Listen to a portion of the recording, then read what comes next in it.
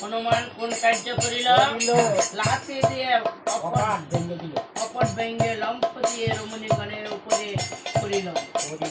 রমণীগণ আচার বিচার খাইয়া দৌড়াইয়া মুন্ডা ধরে নিকট গিয়ে বলেছে, গো শাশুড়ি মা দেখে যান আমাদের রন্ধনশালার ঘরে কে ঢুকেছে।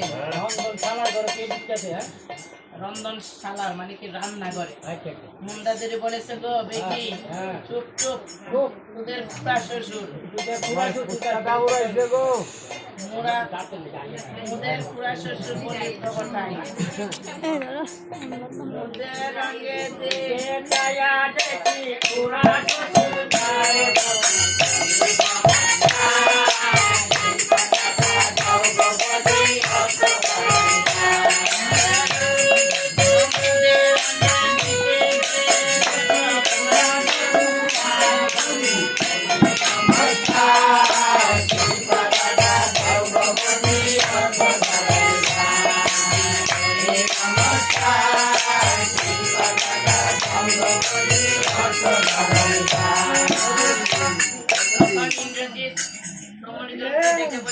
শাশুড়ি মা দেখে যান বলি তো পাঠাই ওই দিকে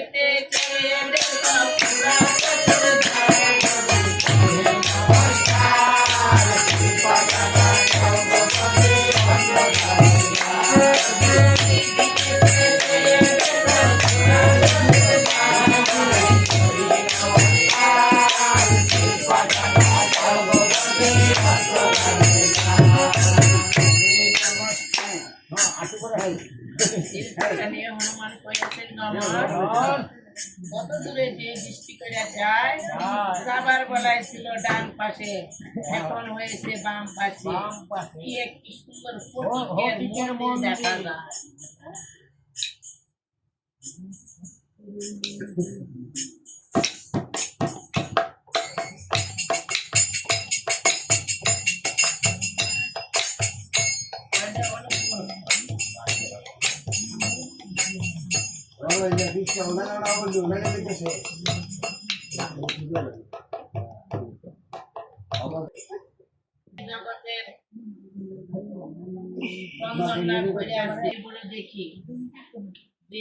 দেখি রাম কি যায় কিনা।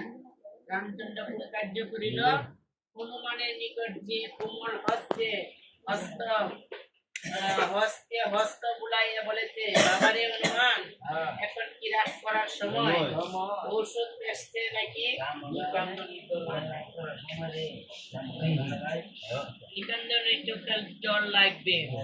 লঙ্কা চাইতে ডান পাশে আসতে বাম পাশে নাকি একটি ফটিকের মন্দির, সেই মন্দিরে থাকে রুক্মিণী, যে সেই জীবনেও কোনো ক্রন্দন করে না। সেই নিকান্দনের চোখের জল আনতে হবে। হনুমান যত ব্যথাই পায়, প্রভু রামচন্দ্র যদি একবার নাম ধরে ডাকে তবে সব ব্যথাই দূর হয়ে যায়। হনুমান বলেছে, প্রভু তবে আমি যাব। হনুমান কোন কার্য করিল, একটি জল পাত্র নিয়ে তখন গমন করিল। একটু যে মনে মনে ভাবতেছে সেই মন্দিরের কথা বলেছে, তবে আমি সেই মন্দির দেখেছি মন্দিরে আছে কিনা।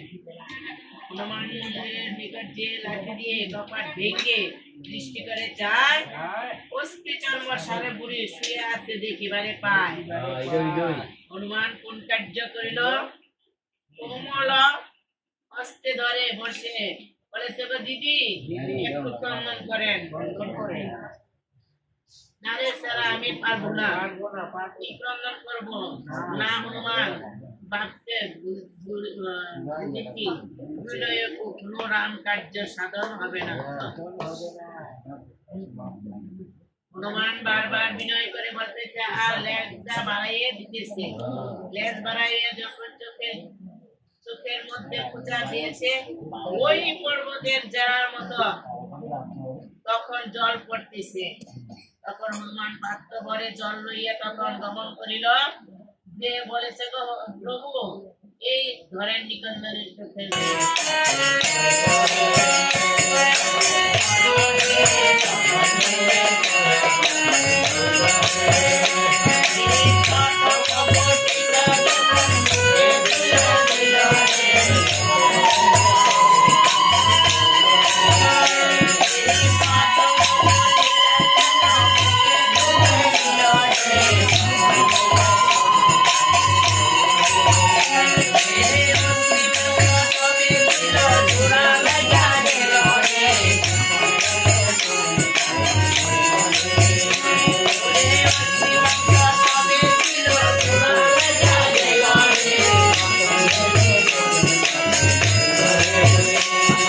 কত বলবে